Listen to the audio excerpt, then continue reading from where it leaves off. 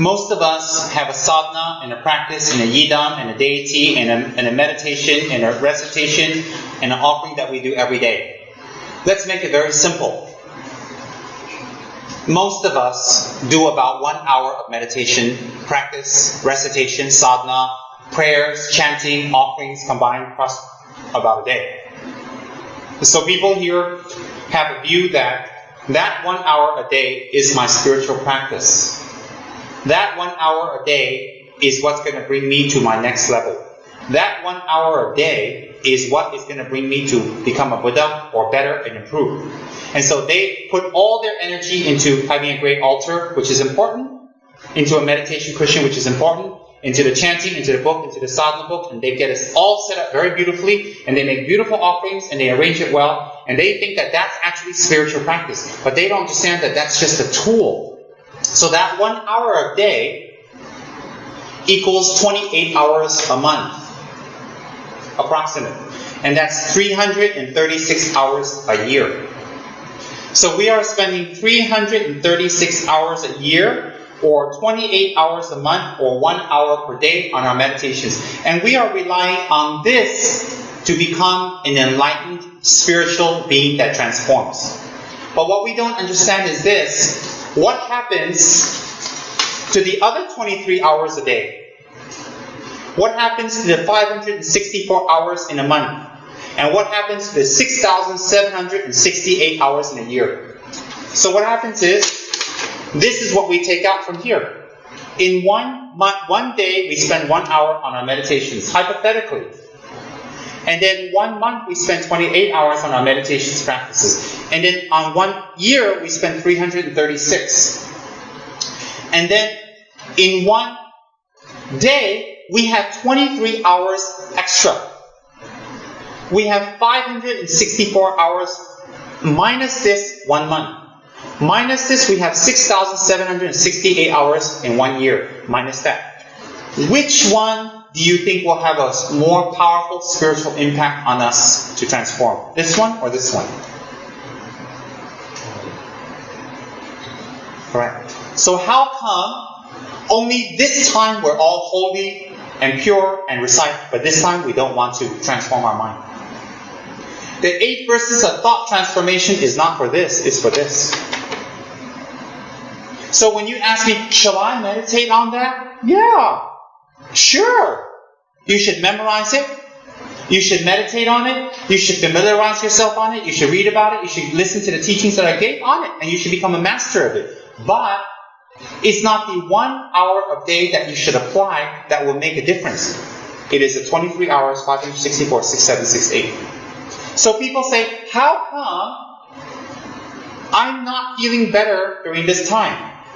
How come during this time I'm still not feeling better, I'm still not transforming, and my mind is still difficult and it's so hard to change? Because we're only spending this time toward changing our mind.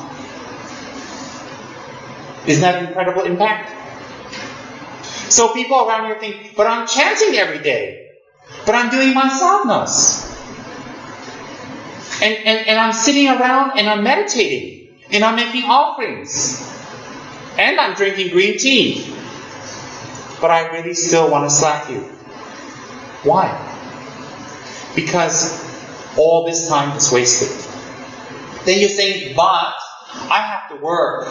I have to make money. I have to take care of my commitments. Sure you do. And nobody says that you should stop. Sure you have to do all of that. And anything else, etc., etc., et al. Sure you have to. But my point is, Dharma practice is not driving yourself away from your commitments and family and what you need to do. Dharma practice is mental. So we're applying the 8 verses of thought transformation here all day, then this would be very beneficial. You see, listen to me, and listen very carefully.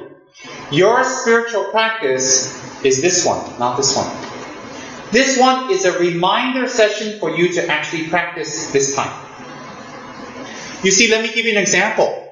If you join a company and you're not sure about the rules and regulations and what you're supposed to do in the hierarchy and all that, you spend maybe a half hour, 1 hour a day to review the regulation books. But the other 7 to 8 hours you're working, you carry out what you read. Right or not? Okay. You guys go to school for 10, 20 years, but it's assumed for 30 years you work out what you learned.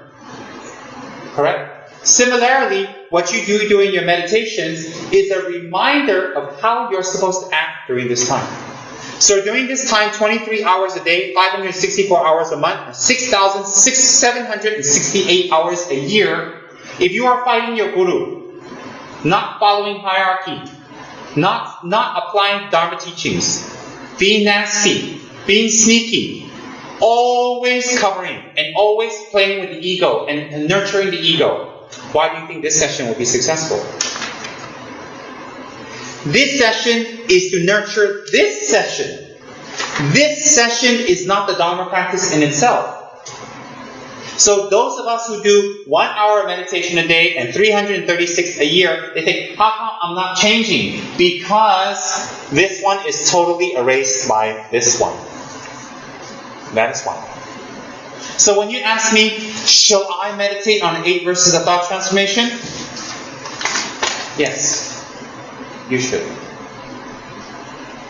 But then you should ask me another question.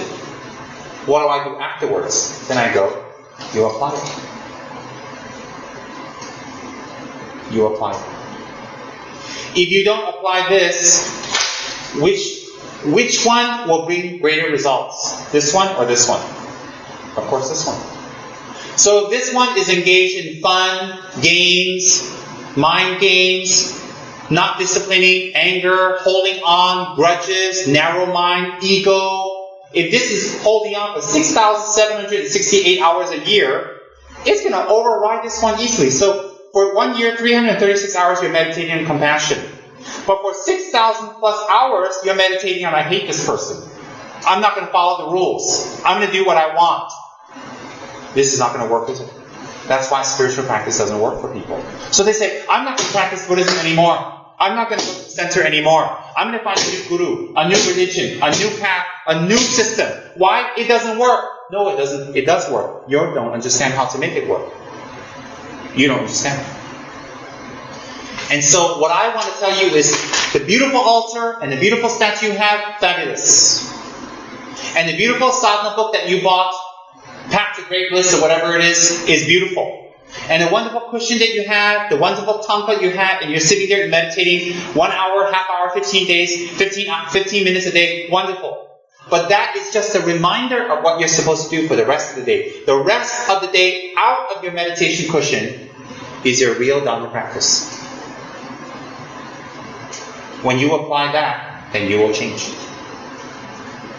How many people you see when they're chanting and meditating and praying, they're all so holy. We can observe that at the center. They're all folding their hands. They know how to do their rituals. They know how to do the offerings. And they're very, very good. And they all can recite the prayers. They're so good. But once they're out of the meditation cushion, they act different. They act completely different. So what they don't understand is, how can you get closer to God when 23 hours a day you're ungodly? 1 hour a day you're godly. So people who go to the mosque, people who go to the church, people who go to the temple, while they're in the mosque and temple and church and they're all holy smoly, they act so nice, but when they leave that place and they act the opposite, you don't become closer to God.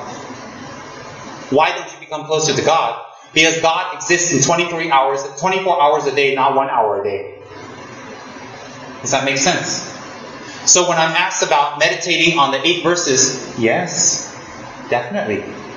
But that's not your actual practice. Meditating on the 8 verses is not it. It is applying it for the 23 hours that are remaining. So we need to check. Are we holding our vows? Are we practicing the 50 verses of Guru devotion? Are we? If we're not, then wherever we go, we will create confusion and unhappiness and displeasure. Why? Because when we do actions that are harmful, we will get harmful results. And then some people say, but I had a very good motivation. Good motivation requires good method. Good motivation and wrong method cannot apply. So if you work for the Department of CDC, Center for Disease Control, and someone has a real bad case of tuberculosis, in order to save the world, do you shoot the guy? I'm going to shoot you to save the world. And then people say, why'd you shoot him when you're in jail? Oh, because I wanted to save the world. My motivation was good. Ridiculous. I mean, there was a guy recently on CNN, you guys must have seen it. The guy was running around with a huge, very bad strain of TB. Huge. And he didn't listen to his doctor's orders. He traveled somewhere in Eastern Europe or wherever it is, and back and forth. And he basically contaminated everybody in the airplane, in the restaurants, and everywhere he went. And when they checked, he actually had a doctor's restraining order, but he snuck across the border to Canada, and from there he traveled to Europe. And when he returned back to the United States, they immediately caught him at immigration, they contained him. Because he has a very bad strain of tuberculosis that do not respond to any tuberculosis medicine existing today. So wherever he went, he actually contaminated people. You saw that, right, Lip Manaman? That's right, it was on the news all over the place. So if I work for the Department of CDC, I mean, this guy basically, everybody in the airplane from Europe to America, you know how many hours that was? About 18 hours, right? They were all breathing his air. So everybody's a walking time bomb. When does the TB blow up in their body? Are they a carrier or they actually get it? And this guy's that selfish. And he's like, oh, I'm sorry. And he got on air. I saw on CNN with a mask on saying, oh, I'm sorry. I didn't mean to hurt all these people. I didn't know. Hello, you snuck across Canada. You snuck across Canada and to Europe, and you're saying you're sorry you hurt all these people? I mean, think of the blatant selfishness in the cover. He probably didn't want to be sued by everyone. Think about that. So you're meditating on the 8 verses of thought transformation, but the minute someone makes you angry, you hold on to your anger. So for 5 minutes a day, you recite the 8 verses of thought transformation, and then for 15 minutes, you do your offerings. And then for another 15, 20 minutes, you do your prayers and your black tea. So that's about 1 hour, right?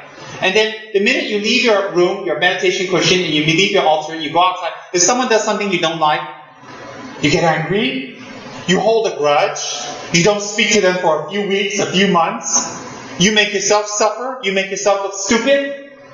You make other people lose respect for you. You lose respect for other people. You become disharmonious. You become alone. You become a lone ranger. And then you say, oh, I'm sorry. Ridiculous. Ridiculous. So what's my point? My point is spiritual practice is not the sadhana, the thangka, the statues, the center, the lama. It is not. Spiritual practice is how we apply what we have learned. And you're going to say, it's really hard and difficult. That's right. It is hard and difficult. Do you know why? Because your ego wants to win. What's the ego in this case? Selfish mind. I am right. You are wrong. Your ego wants to win. How much more your ego wants to win is how much more difficult it is to practice spiritual practice.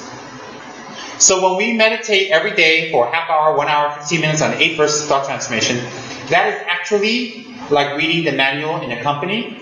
So how we act in a company, we have to act out. We can't read the manual, know the rules, and then we act the opposite in the company, right? So let's say we all work for a cereal company, and JP and me are partners. We have one delivery kind of, partnership. How much we sell, we share the profits, and then we get Sumi in, we get Paul in, so it's the 4 of us. And the 4 of us are selling cereals, promoting cereals. We're cereal salespeople. And so if we sell 5,000 boxes a year, we can take home maybe $20,000 or whatever, extra bonus from Chinese New Year's. But instead of that, we look in Boyce's and we look in Nancy's kind of little roster, and we find out who their names are and where they go, and then we sneakily go there and steal their thing. We find out, and then we have a fight about that. We're wrong because we were sneaky. And it says in the manual, whatever roster they have and your roster you can't mix. Whoever gets it, it's first come, first serve. That means Nancy takes care of that PJ neighborhood. You can't infringe on her neighborhood. Our neighborhood is Charas. So if we start infringing on PJ, then we read the manual. The manual says we cannot infringe on another person's area to make sales. But then right after we read our manual, we go and we do that. I sent JP because he looks sneaky to go read her roster because she went to the toilet. She comes back and he Xeroxed the whole roster, right?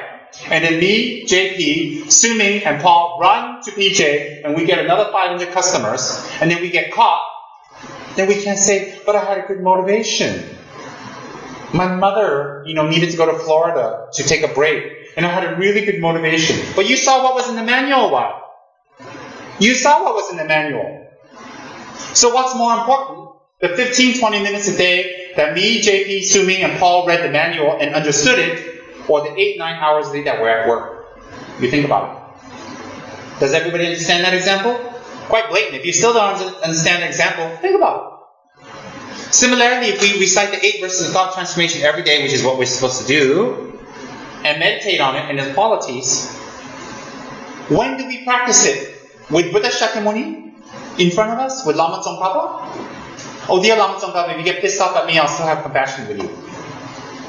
Oh dear Lama Tsongkhapa, whatever nasty things you say to me, I'll be patient with you. Dear Lama Tsongkhapa, you've disappointed me, but I'll see you as my supreme teacher. I mean, Lama Tsongkhapa is not going to do anything wrong, so he's not the right person for you to practice. It's when you leave your house, your meditation, or you go to the kitchen, you meet your siblings, you meet your parents, you meet your friends, you meet your lover, you meet your friends, you meet your husband, you meet your wife, you meet your parents. That's when you practice. That's when you actually practice. So if 8 hours a day at work you're not practicing what the manual says, you're going to be in big trouble. You'll get warning letters. You'll be fired. So when you're fired from your position, you don't say, but I had a good motivation. Don't count. You were sneaky and you got caught. And through my years with people in my organization, I have caught very sneaky people. Very sneaky. So sometimes we have to get really radical, like Rinpoche, when he hit the table and chipped it and damaged it and screamed no. And painted no with Sumi ink that flew on everybody. It was a message. Some people think, oh, Tsem Rinpoche's the only one who throws BFs and screams. I'm quite mild. Very mild. I'm very mild in screaming and shouting and throwing BFs. Very, very mild. You have not been with lamas who manifest that 100%. I have. I am a pussy cat, let me tell you. You haven't seen some of my gurus. But we don't go and talk about our gurus in a negative way. We know it's training. We don't go and tell people that they did this and why like that and question. And in the monastery we talk, oh, our guru did that. We never say it. Why? It's highly disrespectful. Highly. We don't gossip about our gurus. We don't talk about qualities. We don't talk about negative things. We never gossip about that. Why? It's training. Is it to say they don't have qualities? No. It has nothing to do with they have or don't have. It's about our state of mind. Not like here they chat on the forums about the gurus. They question if it's real. They check it out. They have doubts. It's like window shopping. And then they turn and twist the guru's words back and forth for their own convenience. It's not like that in the monasteries, though. It's quite different. Very, very different. That's why you have a set of people who get enlightened faster. And you have a set that doesn't.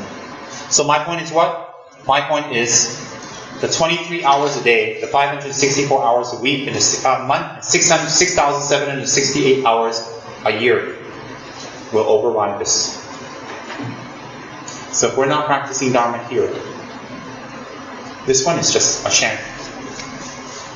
This is reading the manual and not applying it. Very simple. So if we look at our lives, the time we have left to live is less than the time we have lived. We should get our act together. We should get our act together. The time that we have to live is less than the time we have alive. If we meditate on that, we will change. We will definitely change. And if we still don't change because of that, either we are insane, really, we are insane, not well, we should get psychological help. Or our negative karma is extremely heavy. So this life we can only plant imprints in our brain. Because we have people who are insane. In America, really they're off. They have a lineage or history of being not well, and they come to Saramchi for help. Saramchi says to them, I can't help you. Your karma's already manifested, you're insane, you have to go seek a doctor's help. It's very practical. He being such a high lama would say things like that. I was there. I saw it. And there are people that come to me, they're off already. I know they're off. They may not look off, but they are. Why? You cannot tell them the same thing over and over, year after year after year. They still say to you, I don't understand. You can't, it's impossible. Definitely they're already off, so you just say, okay, never mind. You just let it go. Why do you let it go? Because you don't care? No. If you tell them more, it harms them. So you keep them away, you don't keep them near, you don't keep them positions, you don't keep them jobs, you don't keep them near, you just keep them away. Why? Because they do more harm. They don't want to follow the hierarchy, they don't want to follow the system, they're not respectful of the system hierarchy. They create anarchy. So you say, okay. And hence, we have the system of liaisons, we have the system of committee, we have the system of people presidents and all that. Why? To create, actually, organization. That's exactly what it's for. And if everybody carries it out, you'll have freedom. The center will grow. If everybody says, oh, well, I'm in this position, I'm not going to do it, I'm not going to follow the rules, and you want other people to respect your position, you have to respect theirs. If you don't respect their position, how will they respect your position? Let's think about that. And in the Dharma society, it's even more important that we respect other people's position and what they're doing and follow the rules that our Lama and our organization and what we voted in. Do you know why? Let me tell you why. Because we don't make money from it. We don't have any personal, physical, materialistic profit from it. And the time we spend in it is much less, but the result we want is much more. And there's no binding contract, there's nothing binding. It's your pure faith. So if we don't follow the rules and procedures and we turn people off and they go away, it's very easy to turn people off and make them go away. Why? Because there's nothing binding them. It's not like a marriage where people work a little harder. It's not like a company where people work a little harder because you're bound by a contract. Or attracted to the profit, the monetary profit. So it's very difficult. So in a Buddhist organization, in a Dharma center, it's very important that we all follow the rules. It's very important that we follow a system and that we have hierarchy. Why? Then we'll experience growth. We'll experience growth.